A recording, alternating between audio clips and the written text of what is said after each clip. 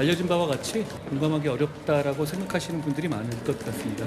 다만 이미 결정된 것이니 제가 더 이상 언급하지는 않겠습니다.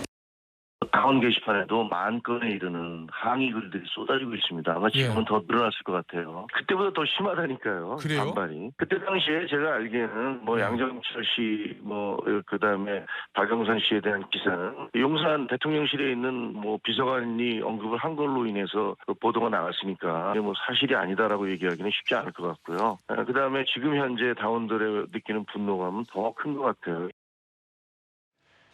이거는 이제 국민의힘 소속의 김근식 교수께도 질문 드려야 될 게, 이 친윤이 아니냐, 윤 대통령도 친문 아니냐, 한동훈 대표가 좌파인가, 이래도 좌파인가, 총선 때 고의적으로 진 거 아니냐, 고의 패배 의혹은 사실은 이제 한동훈 대표 공격하는 쪽에서 반대쪽으로 얘기했었던 건데, 실제로 이런 정도의 얘기를 하면 한동훈 대표가 이번 김경수 전 지사 복권 문제 때 입장 표명이 국민의힘 내부에서는 뭔가 보수 정당의 대표 이미지를 좀 쌓는 데는 도움이 된 겁니까? 어떻게 받아들이세요? 그 김경수 전 지사의 복권 문제에 대해서 저는 한동훈 대표가 공개적으로 충돌하거나 공개적으로 입장 표명하지 않으면서도 그 복권 결정이 최종 결정 나기 전에 집권여당 대표로서의 민심과 당심을 비공개 정도로 전달했다는 의미에서는 저는 할 일을 했다고 생각을 합니다.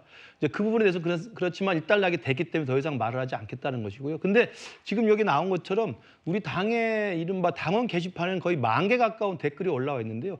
여기 지금 화면에 나와 있는 건 순한 표현입니다. 더 심한 표현들이 있어요. 교수님께서 직접 보셨어요? 예, 봤습니다. 그러니까 사실은 이게 방송에도 보일 수 없을 정도의 윤 대통령에 대해서 심한 표현도 많이 있습니다. 그건 뭐냐면 저는 설마 우리 윤 대통령이 국민의힘이 선출해서 국민의힘의 소속으로 당선된 대통령이기 때문에 그러지 않을 거라고 생각합니다만 지난 총선 참패 이후에 이른바 그 총리 교체와 비서실장 교체가 이야기 나왔을 때 이른바 양정철 비서실장, 박영선 총리설에 대해서 대통령실에서 부인하지 못했습니다.